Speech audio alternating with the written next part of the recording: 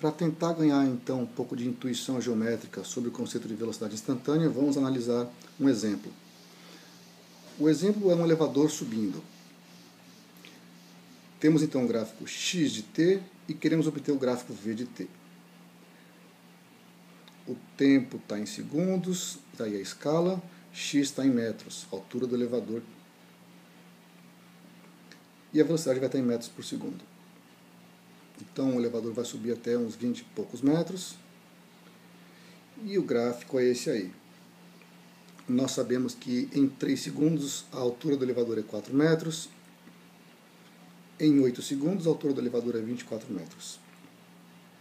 No começo ele está parado, v igual a zero, e no final ele termina parado. É o elevador que começa parado, começa a subir e depois desacelera e para. Como fica o gráfico da velocidade? Bem, no começo é fácil, ele está parado, a velocidade é igual a zero.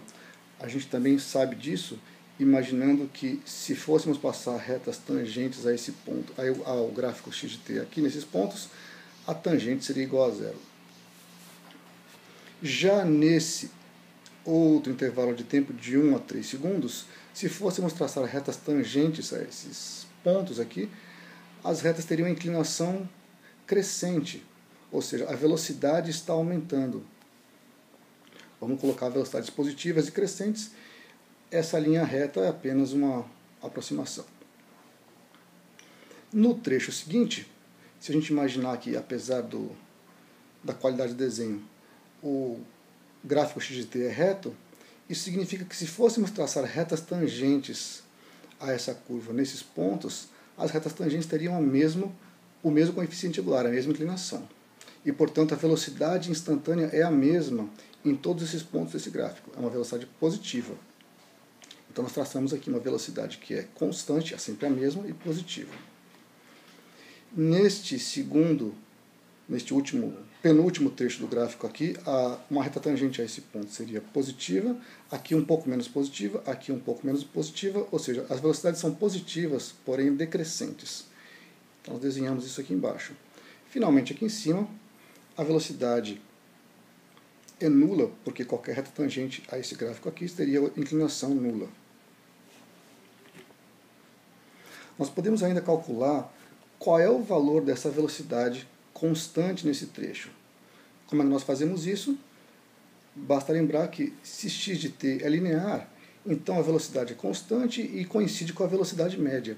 E nós sabemos calcular a velocidade média. A velocidade média é ΔX sobre ΔT.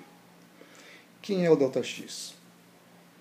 ΔX é o deslocamento, é o x final desse intervalo. O x final aqui é 24 metros e o x inicial é 4 metros desse intervalo aqui.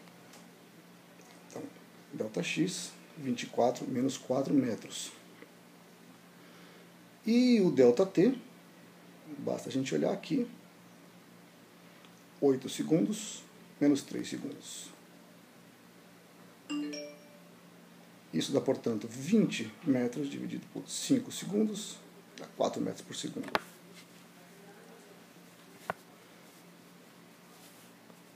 O que nós temos, então, no gráfico de cima, uma função x de t, a partir da qual, aplicando a operação de derivada, nós obtivemos uma outra função, que é a função v de t, que está representada nesse gráfico aqui de baixo. Da mesma maneira que o queijo é derivado do leite, porque pegando o leite você faz um procedimento e obtém o queijo, aqui você tinha uma função x de t, fez um determinado procedimento, que é obter a reta tangente ao gráfico, e obter uma outra função, que é a função v de t. É possível também você fazer o inverso. Sabendo a função velocidade, você tenta recuperar a informação sobre a posição. Não exatamente qual a posição, onde está a partícula, mas sim o deslocamento que foi feito. Como é que você faz isso? Calculando a área sobre o gráfico v de t. Por exemplo, considere a área sobre esse triângulo retângulo. A área sobre o gráfico v de t no intervalo de 1 a 3 segundos corresponde ao deslocamento que ocorreu entre 1 e 3 segundos. Nesse caso, x final é 4 metros, x inicial é 0, portanto o deslocamento foi de 4 metros. Observe que isso coincide com a área desse triângulo. A área do triângulo é base vezes altura dividido por 2. A base são 2 segundos. A altura é de 4 metros por segundo. 4 vezes 2, 8, dividido por 2, dá 4 metros, que coincide com esse deslocamento aqui. Da mesma forma, se considerarmos a área apenas do retângulo para começo de conversa, você vai observar que a área do retângulo é fácil, é simplesmente base vezes altura.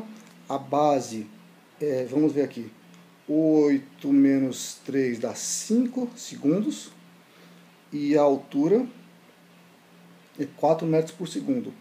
5 segundos vezes 4 metros por segundo dá 20 metros, que é exatamente o deslocamento entre esse instante e esse instante. Vejamos. 24 metros menos 4 metros dá 20 metros. E assim por diante.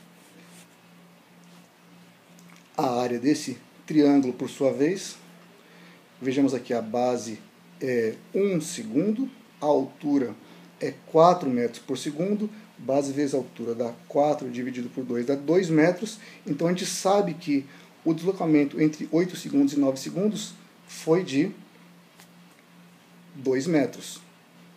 E a gente sabe, portanto, que a posição, a altura final do elevador são os 24 metros que estavam aqui, mais 2 que dá 26 metros.